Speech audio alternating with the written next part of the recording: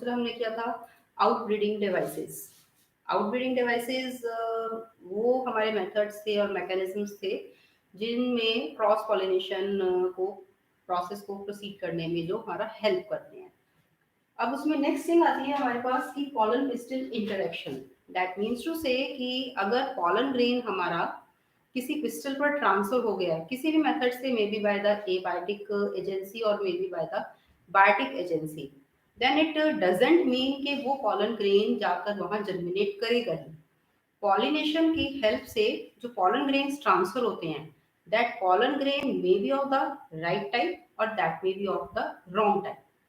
Condition हमारी कोई भी हो सकती है, ठीक टाइप का भी पहुंच सकता है जो उस स्पीशीज का हो, गलत टाइप का भी हो सकता है। गलत टाइप मीन्स टू से कि किसी दूसरे प्लांट का पॉलन भी वहां ट्रांसफर होकर जा सकता है।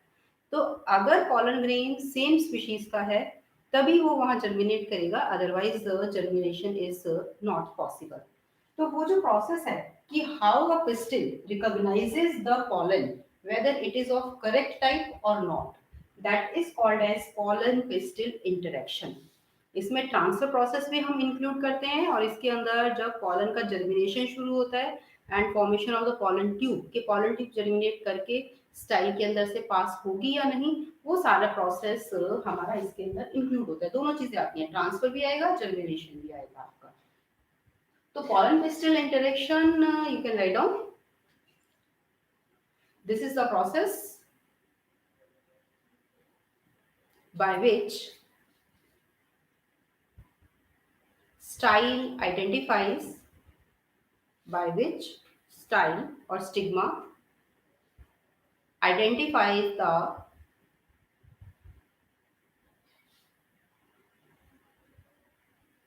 type of pollen, whether it is of its type, whether it is of its type or not।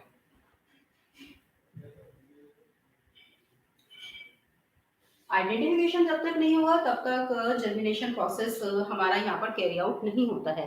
और आइडेंटिफिकेशन के लिए मेनली क्या चीज है, there are some specific type of characters जो उस आइडेंटिफिकेशन में हेल्प करते हैं।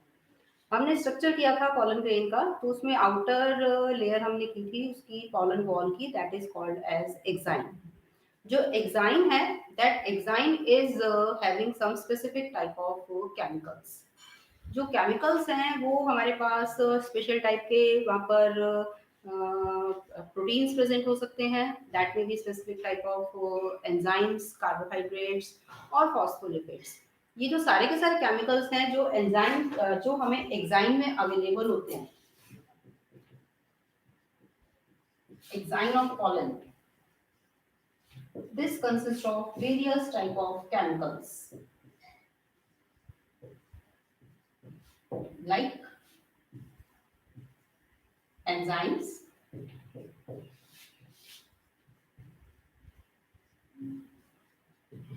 phospholipids,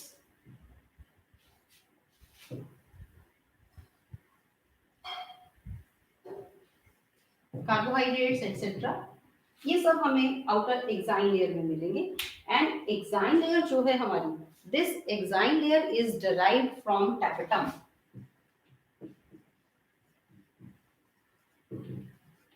एक्साइन में ये जितने भी केमिकल्स हैं, sorry not exine is derived from, exine में जितने भी ये हमारे केमिकल्स हैं, ऑल दीज केमिकल्स, हमने किया था कि एक्साइन लेयर डिफरेंट टाइप के एंजाइम्स के सिक्रीशंस के लिए, हार्मोन के सिक्रीशन के लिए रिस्पॉन्सिबल है। तो यहाँ जितने भी ये केमिकल्स हमें एक्साइन में आउटर लेयर में अवेलेबल है, they all are from the tapetum. और जो हमारा टैपेटम है, that tapetum is sporophytic in nature.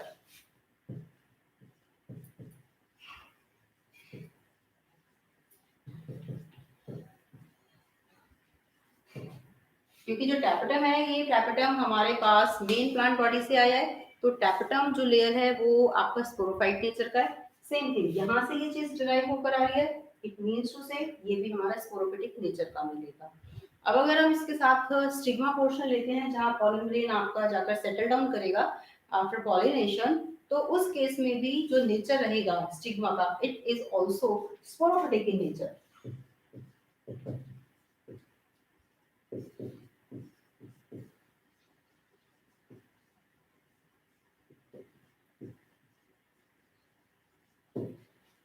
Specific sporophytic nature है। अगर तो दोनों इंडिविजुअल सेम स्पीशीज के हैं, एक जैसे हैं, सिमिलर टाइप के हैं, दोनों का नेचर मैच करता है, दोनों स्पोरोफिटिक नेचर हमारे मैच करते हैं, only after that the germination of the pollen grain takes place. Otherwise अगर ये नेचर हमारा मैच नहीं करता है तो जो पॉलन ग्रेन है वो जर्मिनेट नहीं करेगा। This is the interaction. Interaction मतलब जो हमारे पास स्टिग्मा है वो इस पॉलन को आइडेंटिफाई करेगा कि whether it is of its own type और नॉट। अगर तो ये आइडेंटिफिकेशन क्लियर हो जाता है, दोनों चीजें एक दूसरे को आइडेंटिफाई कर लेती हैं, ये नेचर दोनों का मैच कर जाता है, तो ओनली आफ्टर दैट ये प्रोसेस हमारा फर्दर कैरी आउट होता है। क्योंकि जो इंटरनल लेयर है, एक्साइन के बाद जो हम अगर इंटाइन लेकर चलते हैं, इंटाइन आपको कहा था कि इंटाइन के अंदर हमारे पास पैक्टोसेलुलोज प्रेजेंट होता है, और जो इंटाइन है वो हमारी गैमेटोफिटिक नेचर की है, वो साइटोप्लाज्म से डिराइव होती है। तो गैमेटोफिटिक नेचर अगर होगा तो एक डिफरेंट टाइप का कैरेक्टरिस्टिक शो करेगा, पर क्योंकि दोनों हमारे स्पोरोफिटिक नेचर के हैं तो ये दोनों एक दूसरे को आइडेंटिफाई कर सकते हैं, एक दूसरे को मैच कर सकते हैं। अगर यहाँ हमारे पास मैचिंग हो जाती है तो उस कंडीशन में ये आगे का प्रोसेस हमारा कैरी आउट हो सकता है।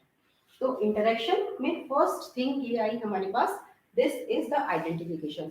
तो जो पॉलन पिस्टिल इंटरेक्शन है, this pollen pistil interaction it is a dynamic process. कोई स्ट्रिक्टनेस नहीं है कि बिल्कुल रिजिड चीज रहेगी, this is a dynamic process. जो स्टिग्मा का अपर सरफेस होता है, स्टिग्मा की जो अपर लाइनिंग है हमारे पास, दिस पार्ट जहां पर आकर ये पॉलन हमारा सेटल डाउन होता है, ये स्टिग्मा पार्ट ये अलग अलग प्लांट्स में हमें डिफरेंट टाइप का मिलता है। मे बी ड्राई नेचर का हो सकता है और it may be wet in nature, दोनों कंडीशंस हमारे पास अवेलेबल होती हैं।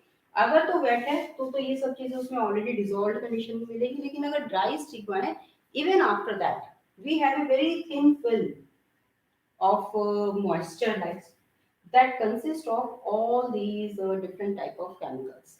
तो जब वो यहाँ से पॉलन ग्रेन मॉइस्चर एब्जॉर्ब करता है, इसके ऊपर आकर सेटल डाउन होगा, तो उस मॉइस्चर के थ्रू वो उन केमिकल्स को आइडेंटिफाई करता है कि दोनों एक दूसरे को सेम टाइप के हैं या वो दोनों एक दूसरे से डिफरेंट है। सिमिलर टाइप का होगा तो यहाँ से हमारे पास जर्मिनेशन स्टार्ट होगा इसका। और जब ये पॉलन ट्यूब हमारी जर्मिनेट करती है तो वो स्ट्रक्चर आपने किया है, जो हमारे पास स्टाइल है, this style part, this style it may B hollow और इट मे बी सॉलिड, दोनों ही कंडीशंस हमारे पास हो सकती हैं। मोस्टली प्लांट में तो ये हॉलो होती है but it may B solid. अगर तो ये यहाँ पर सॉलिड कंडीशन हमें है, मतलब सॉलिड का कहने का मतलब है कि यहाँ हमें टिश्यू अवेलेबल है, यहाँ सेल्स अवेलेबल है, तो जो ये पॉलन ट्यूब हमारी जर्मिनेट करके जाएगी वो उन टिश्यूज में से जर्मिनेट करके जाएगी, स्पेस बनाएगी, वहां से वो एक पैसेज फॉर्म करेगी। तो उस पैसेज में अगर हमारे पास स्टिग्मा ड्राई नेचर का है तो उस ड्राई कंडीशन में भी there is a very thin film of water. एक तो बिल्कुल ही वेट है कि अगर हम उंगली लगाकर देखते हैं तो उसमें हमें बिल्कुल स्टिकी नेचर मिलता है, उस कंडीशन में हम बोलते हैं इट इज वेट स्टिग्मा, तो वहां तो उसको आराम से आइडेंटिफाई कर लेगा। लेकिन जहां हमने टर्म यूज की है कि this is a dry stigma, वो टच करने में हमें ड्राई फील होता है, पर अगर आप उसको माइन्यूटली ऑब्जर्व करो तो उस कंडीशन में भी we have a very thin film of water, जो टच करने में फील नहीं होता है। तो वो जो बिल्कुल थिन फिल्म है उसमें भी हमें ये केमिकल्स अवेलेबल होते हैं, तो उसी केमिकल की हेल्प से पॉलन आइडेंटिफाई करेगा ड्राई कंडीशन में भी, अगर हम ड्राई स्टिग्मा भी लेकर चल रहे हैं, दोनों में आइडेंटिफिकेशन पॉसिबल है। आइडेंटिफिकेशन होने के बाद ही पॉलन का जर्मिनेशन होता है, उससे पहले पॉलन का जर्मिनेशन स्टार्ट नहीं होता है, क्योंकि अगर आइडेंटिफिकेशन के बिना ही जर्मिनेशन शुरू हो गया तो गलत टाइप का पॉलन भी हमारा यहाँ जर्मिनेट कर सकता है, आगे का प्रोसेस प्रोसीड नहीं करेगा। तो आइडेंटिफाई कर लेगा तभी आगे का प्रोसेस कैरी आउट करता है। यहाँ पर जब हमने कहा कि आपका अगर सॉलिड कंडीशन है स्टाइल में, तो ये जो हमारी पॉलन ट्यूब है, ये पॉलन ट्यूब कुछ हाइड्रोलिटिक एंजाइम्स सिक्रीट करती है एक्सोजीनसली, बाहर की तरफ, यहाँ आउटसाइड, इधर आउटसाइड, यहाँ सारे में सेल्स हैं, तो वो जो हाइड्रोलिटिक एंजाइम्स हैं ये आपने लास्ट ईयर किए थे,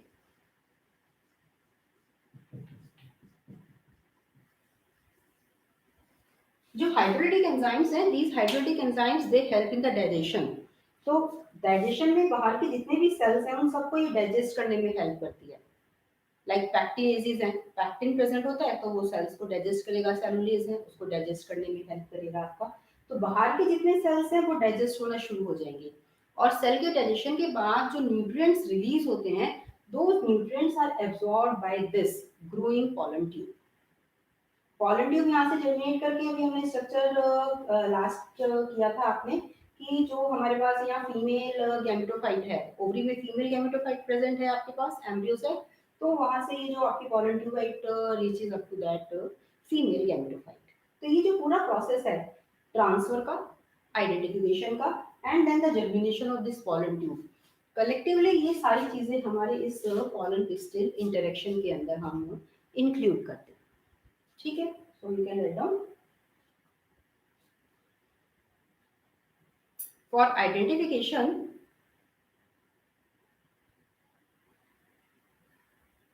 whether the pollen is of same type, whether the pollen is of same type or not, the chemicals present in exine, the chemicals present in exine, that is proteins,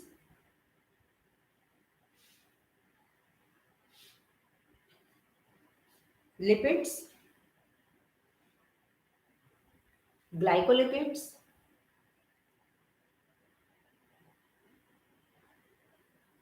help in identification, help in identification.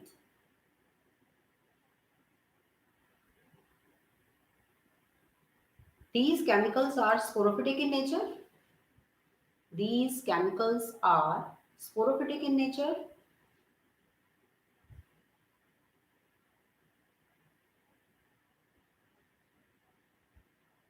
as released by tapetum, released by tapetum,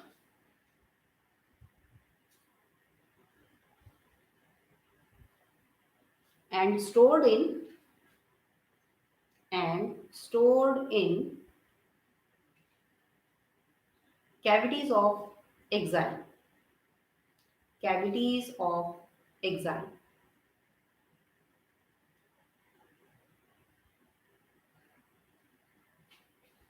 The stigma is also sporophytic in nature,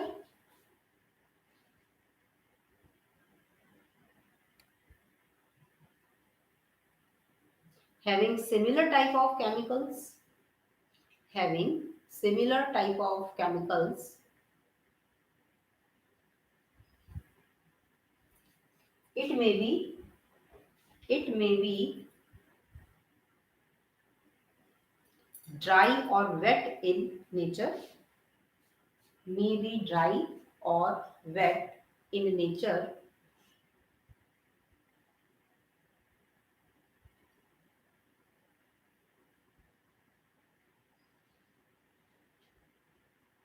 if chemicals of pollen and stigma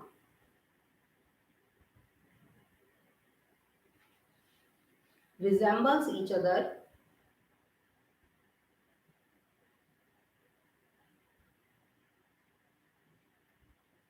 only after that, only after that, germination of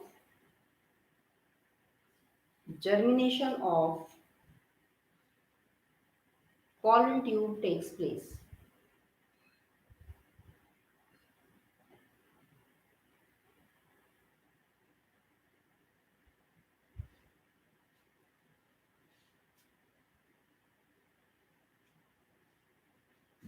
During pollen tube germination, during pollen tube germination through style,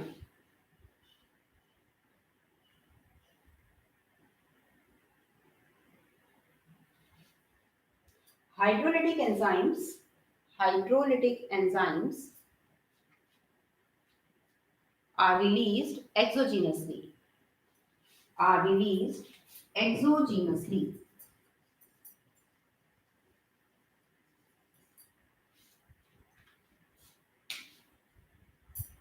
that help in that help in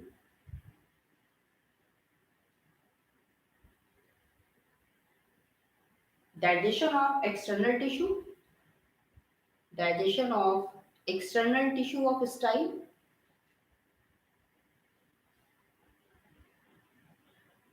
and and forming a passage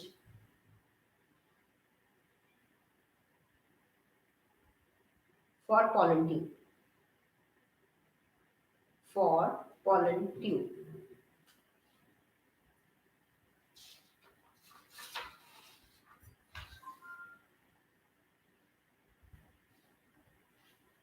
The pollen tube reaches up to the pollen tube reaches up to the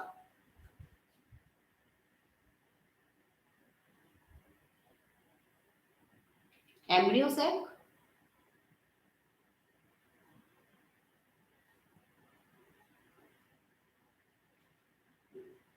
enters through micropylar end, enters through micropylar end,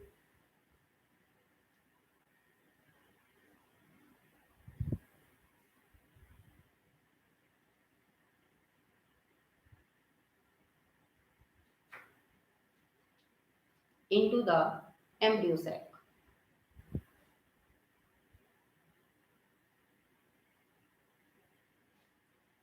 All the processes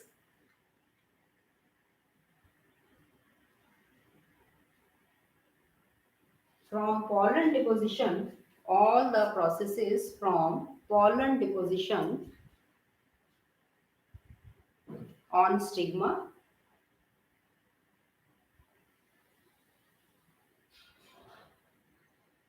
up to the entry up to the entry into the ovule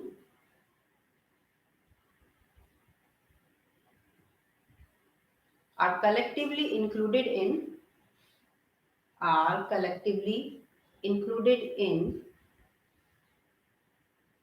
pollen pistil interaction, included in pollen pistil interaction.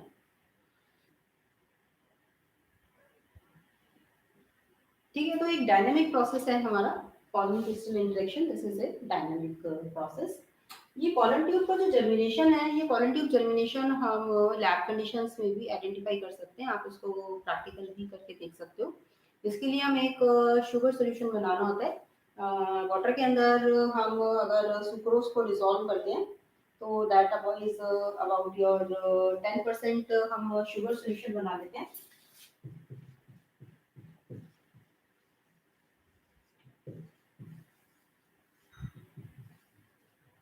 और इस 10% sugar solution के अंदर आप किसी भी plant का pollen रख के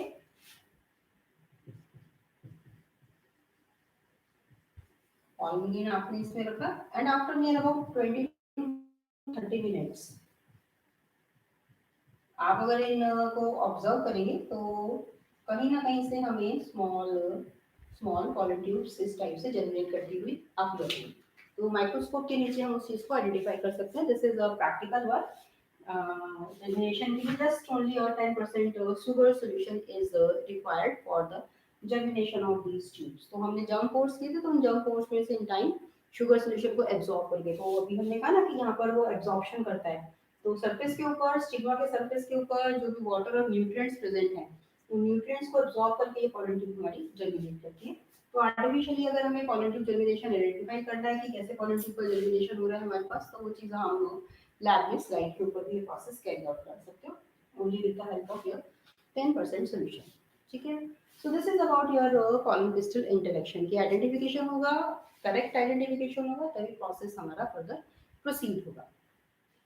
अब इसमें क्या है कि हमारा नेचुरल प्रोसेस था कि नेचर में चीज़ कैसे कैरी आउट होती है. हम ये पॉलन जर्मिनेशन जो है वो हम आर्टिफिशियली भी कैरी आउट करा सकते हैं.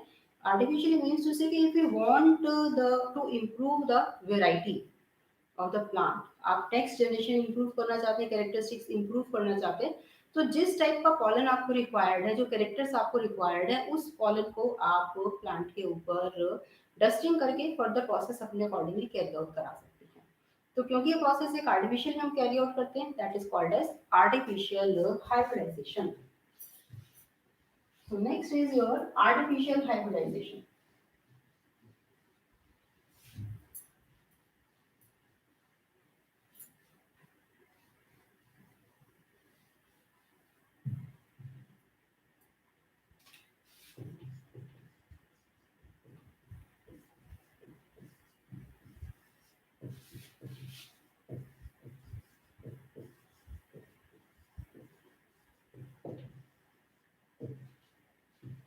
आर्टिफिशियल हाइब्रिडाइजेशन, हाइब्रिडाइजेशन आपने पढ़ा है। हाइब्रिडाइजेशन में हम फ्यूजन प्रोसेस लेके चलते हैं, मेल और फीमेल को जो हम गैमेट्स को फ्यूज कराते हैं to form an hybrid individual. दो अलग अलग स्पीशीज के मेल और फीमेल हमने लिए और उनको हमने फ्यूज कराया। क्योंकि हम आर्टिफिशियल प्रोसेस कैरी आउट कर रहे हैं, तो that one is called as your artificial hybridization. So you can write down the definition. Artificial hybridization, this is a this is a major approach, this is a major approach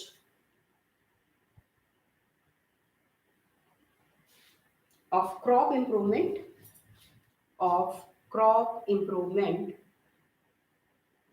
in which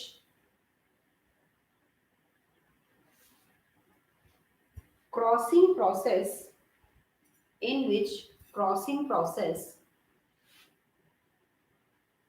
can be carried out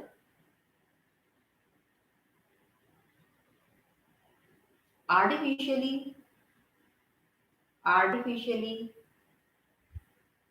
according to the requirements.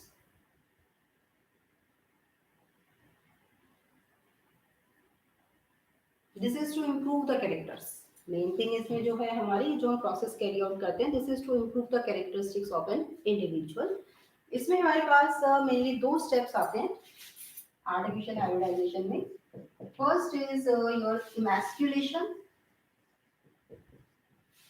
And second is bagging.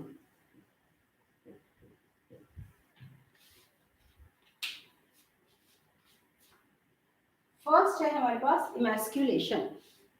जो emasculation है, emasculation is the removal of the male part. Male part means to say the removal of the anthers. जो हमारा male part है, flower आपके पास अगर एक bisexual flower आप लेकर चल रहे हैं, तो बाइसेक्सुअल फ्लावर के अंदर मेल और फीमेल दोनों पार्ट्स हमारे पास प्रेजेंट है। अगर हमें आर्टिफिशियल प्रोसेस कैरी आउट कराना है अपने अकॉर्डिंगली, जो हमारा अच्छा एक इम्प्रूव्ड प्लांट है, उस प्लांट के पॉलन को हमें डस्ट करना है। तो उस कंडीशन में जो फ्लावर आपका अपने पास अवेलेबल है, उस प्लांट के मेल पार्ट को हम रिमूव कर देंगे।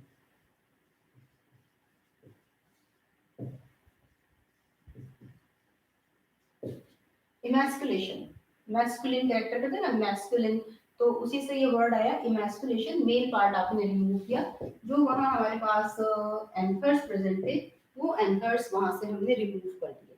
आप जब एंथर रिमूव करते हैं, only female part is left. तो वो जो फीमेल पार्ट हमारे पास लेफ्ट रह गया, मीन सपोज अगर हम फ्लावर का पार्ट आपने लिया लाइक दिस, इस टाइप से,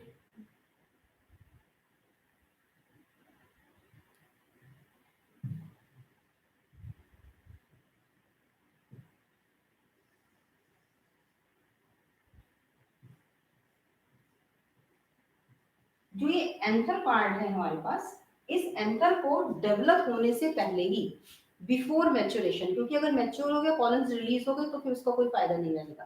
तो उसके मैच्योर होने से पहले ही हम इस मेल पार्ट को यहाँ से रिमूव कर देते हैं। ये मेल पार्ट यहाँ से रिमूव हो गया, that one is your emasculation. अब यहाँ हमारे पास सिर्फ फीमेल पोर्शन अवेलेबल है। तो जो दूसरा प्लांट है, जिस प्लांट के आपको पॉलन ग्रेन्स आपने या तो स्टोर करके रखे हुए हैं अपने पास, और ये आपने स्टोर नहीं किए हुए हैं प्रॉपर्ली, नेचुरल कंडीशन में आपके पास वो प्लांट अवेलेबल है, तो वो जो पॉलन है यहाँ से, उन पॉलन्स को हम यहाँ पर डस्ट कर सकते हैं अपनी रिक्वायरमेंट के अकॉर्डिंगली। तो यहाँ से रिमूव किया, और जो दूसरे प्लांट के पॉलन आपके मेच्योर हो गए तो वो आप यहाँ पर डस्ट कर सकते हो उस चीज को। तो पहले हमने इमेस्कुलेशन किया। इमेस्कुलेशन करने के बाद फर्स्ट हम क्या करते हैं कि ये जो आपका फीमेल पार्ट आ गया, इस फीमेल पार्ट की हम कवरिंग कर देते हैं, इसकी हम बैगिंग कर देते हैं। दिस बैगिंग, जैसे आपका मसलिन क्लोथ है, उस मसलिन क्लोथ से या फिर बटर पेपर आता है, उस बटर पेपर से हम इस फीमेल पोर्शन को कवर कर देते हैं। कवर हम इसलिए करते हैं ताकि कोई और फॉरेन पॉलन यहाँ पर आकर फर्टिलाइजेशन प्रोसेस कैरी आउट ना करे, हमारी रिक्वायरमेंट के अकॉर्डिंगली, क्योंकि हमें ये प्रोसेस कैरी आउट करना है। इसलिए बाहर से आकर अगर कोई पॉलन इसमें प्रोसेस कैरी आउट करेगा then it will create a problem. तो उस चीज के लिए इसको हमने पहले इस फ्लावर के मेल पार्ट को रिमूव कर दिया, और फिर इसको हमने कवर कर दिया with the help of either a muslin cloth और you can use a butter cap, butter paper. दोनों में से आप कोई भी चीज यूज कर सकते हैं। फिर ये जो आपने कवर किया है, फिर जो आपके रिक्वायर्ड पॉलन ग्रेन्स हैं, इस बैग को थोड़ा सा हटाकर फिर इन पॉलन्स को आप यहाँ पर डस्ट कर सकते हैं। डस्ट करने के बाद फिर हम इसकी रीबैगिंग कर देते हैं। थर्ड कंडीशन आप कह सकते हो दैट इज योर रीबैगिंग। रीबैगिंग इसलिए की कई बार डस्टिंग करी और उसी टाइम पे कोई दूसरा पॉलन आ गया तो वो भी फर्टिलाइजेशन प्रोसेस कैरी आउट करा सकता है। तो आपकी जो अपने पॉलन के रिक्वायरमेंट की वही आपने यहाँ डस्ट की, और वही यहाँ पे पॉलन प्रोसेस फर्टिलाइजेशन का कैरी आउट करेगी। इसलिए रीबैगिंग इज मस्ट। तो first is emasculation, removal of the male part before maturation,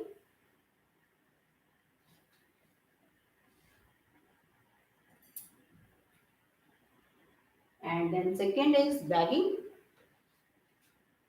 covering the female part, covering the female part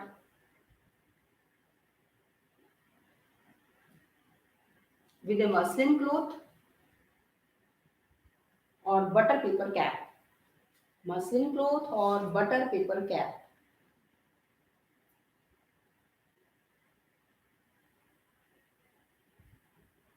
After this the stigma is dusted with, after this the stigma is dusted with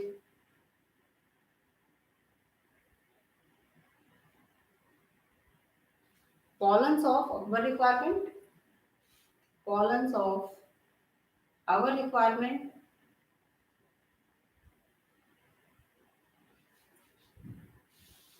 and female part is rebagged, and female part is rebagged.